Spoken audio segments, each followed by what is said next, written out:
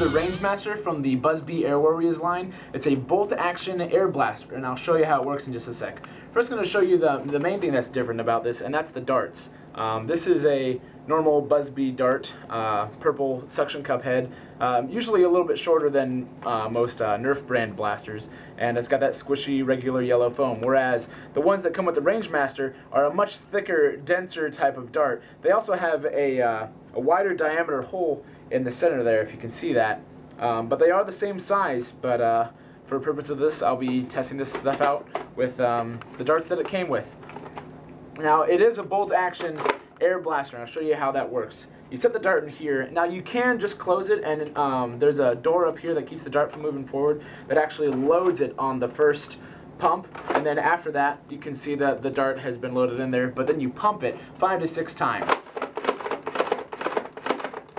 And you close that up. You actually don't have to. You can leave that up if you fire if you want to, and boom. 60 feet flat. This thing actually does get the ranges that it claims. It's roughly $18. This thing can shoot the same ranges that the Elite lineup can for flat ranges, so that's a pretty good competitor, especially for the price. That being said, it is a little odd. It does have this long screwed-on barrel that the end's a little bit fat for my preference, so usually people don't use those anyways. This is interesting. The sight on here, while it doesn't have any magnification, it actually at first glance looks like a magnifying scope. You'll also notice that if I hold the blaster straight, it actually angles down. This forces you to, if you're using this, to actually slightly angle your shots upward, which is probably how they're doing the 60-foot range claims. Because flat, these do get closer to 50 to 55 feet, which is still not bad for this blaster. This detaches kind of like an end strike rail on there. It's a little different construction. It has this kind of ratcheted thing that it's really sturdy. It's not really going anywhere. And then you've got this fold-down bipod. There are 2 points on the back of this that come together to fit into that hole to secure it in place when it's done. It's a little clumsy, but it's not the hardest thing in the world to get used to. And then this can detach by pushing in on these 2 pieces here, kind of like the Vulcan tripod. I actually like to keep this on here just because it is actually slightly comfortable and looks a little bit better without this gigantic gaping hole in the bottom of the blaster.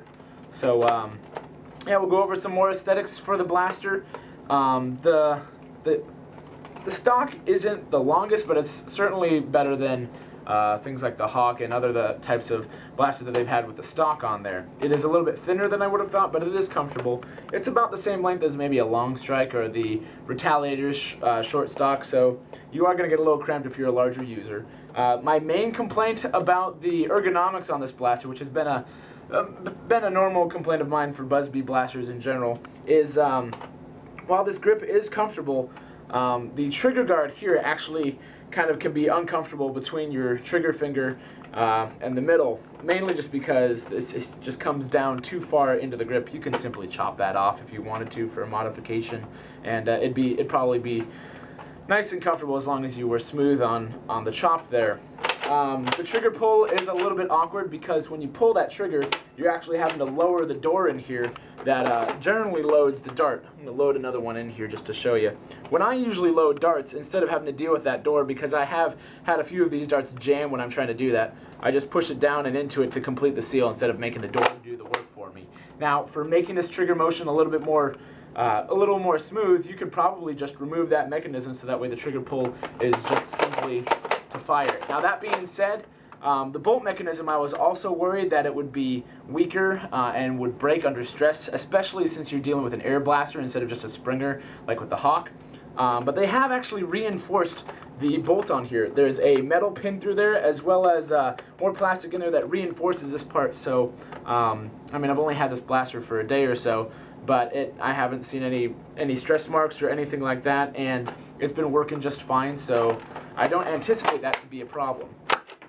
Now, the power on this thing is great. Priming it can be a little bit awkward, especially if you're trying to prime it down here. You need to rest this buttstock on something so that way it's a little bit, you have a little more stability while you're trying to prime it.